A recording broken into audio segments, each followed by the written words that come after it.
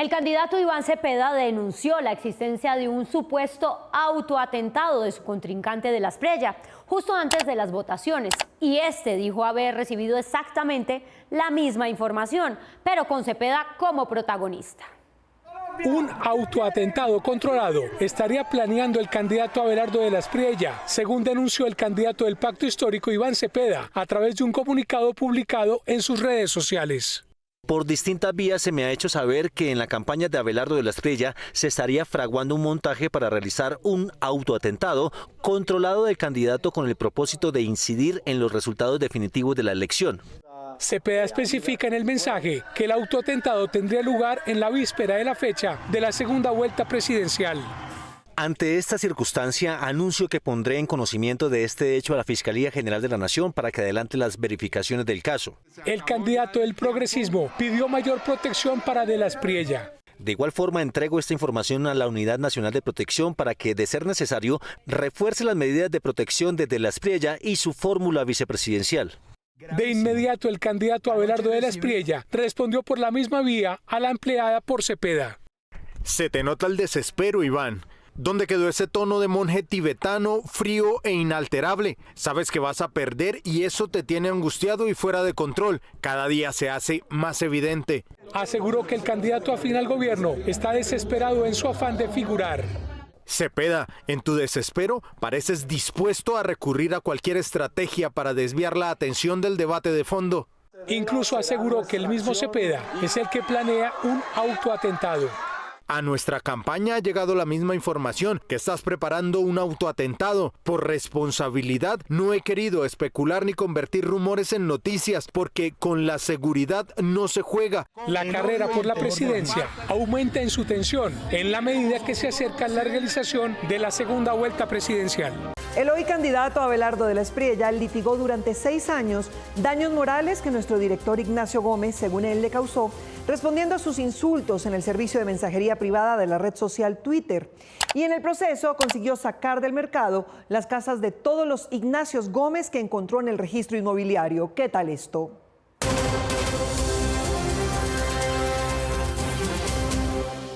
Esta es mi casa. La compré en 1993 con un préstamo de vivienda y un premio que recibí 2 años antes. Al terminar la década pasada se volvió un lugar favorito de los ladrones de computadores. Fue asaltado 7 veces y aunque lo amo como hogar, quise cambiar en 2018, pero me di cuenta que no se podía.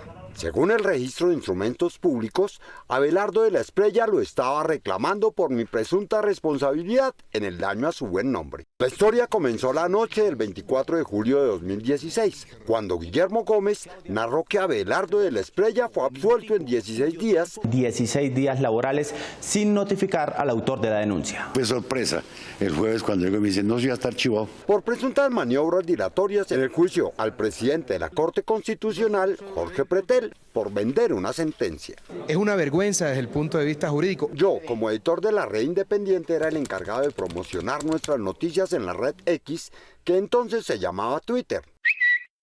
Esto es un Philip Tracy, entonces, por favor, esto es el último alarido. Al terminar el día, Abelardo estaba regado insultándome por haber trinado sobre las matemáticas de su absolución. Le contesté, nos dijimos de todo, y la conversación terminó con una amenaza judicial. 8 años después nos vimos en los tribunales para hablar del polvo en su solapa y el daño que decirlo le causó a de la Espriella. Yo he sentido, por supuesto, la molestia, la congoja, la tristeza por todos estos señalamientos, por todas estas infamias, estas calumnias y estas injurias de las que he sido víctima por más de 15 años. La calumnia y la injuria no son delitos a discutir en un juzgado civil. El juzgado 14 civil del circuito de Barranquilla. Aquí se juzgaba la congoja de la Espriella por mi mención del polvo. Su internet falló durante todo el tiempo del juicio. ¿Qué pretendía o insinuaba al indicar al señor Abelardo de la Espriella que su ropa, abro comillas, su ropa no es fea, solo se le nota el polvo blanco? Disculpe, doctor, ¿qué pretende probar con esa pregunta? Señoría, excúseme, justamente de eso se tratan los hechos de la demanda. No se extienda, solamente le estoy preguntando qué pretende probar. Sí, me pareció curioso que me lo preguntara su señoría, por eso... Con la cabeza entre los rones a los que dedicaba entonces su tiempo en redes sociales, De la Espriella reapareció para contestar un interrogatorio. Yo dejé de ejercer. Hace 3 años yo no ejerzo el derecho. Al comenzar el proceso en un juzgado municipal en 2018, el candidato pidió que, para pagar por su congoja, se sacaran del mercado las casas de cuantos Ignacios Gómez existieran en el país. Sí, me suena así. Sí, que es un abogado. Ignacio Antonio Gómez no es familiar mío.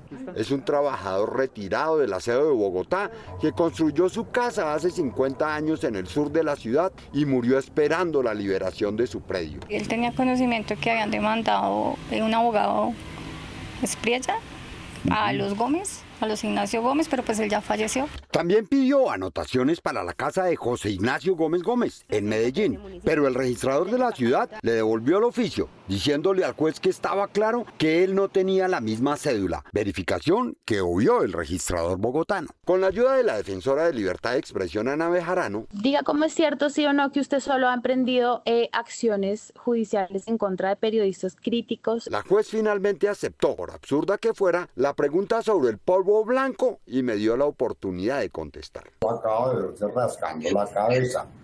La caspa es un hongo, que es un hongo contagioso, y tengo entendido que usted tiene una relación familiar con él. En agosto de 2024 la jueza decretó tablas. Ya ni mi casa ni las de los demás Ignacios Gómez tendrían que pagar por el daño causado al candidato presidencial por decir que su ropa tenía polvo.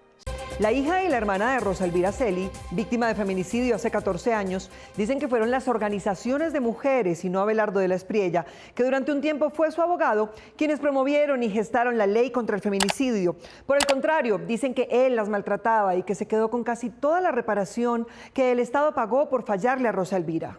Arrancas el alma y la alegría. Hace 14 años, Rosa Elvira Celi fue asesinada. Su crimen impulsó la creación de la ley que tipificó el feminicidio en Colombia. No, mi amor, pero ¿qué más ves? No Gracias, seas tímida. Nariño. No seas tímida. Y esta semana, luego, cuando su acoso sexual a una periodista se hizo evidente, el candidato Abelardo de la Espriella se defendió declarándose el promotor de la ley que tipifica el feminicidio por haber representado a la familia Celi en el juicio al feminicida. No es justo que una persona se apropie de un trabajo de las mujeres, para las mujeres y por las mujeres. En ningún momento estuvo ni fue parte del proyecto de ley que tipificó el feminicidio en Colombia. La familia Celi recuerda los maltratos de la Espriella cuando él la representaba en el juicio. Él me decía que yo no tenía ni idea de que era justicia y esa es una forma también de alguna manera de revictimizar. Nos desvinculamos de él.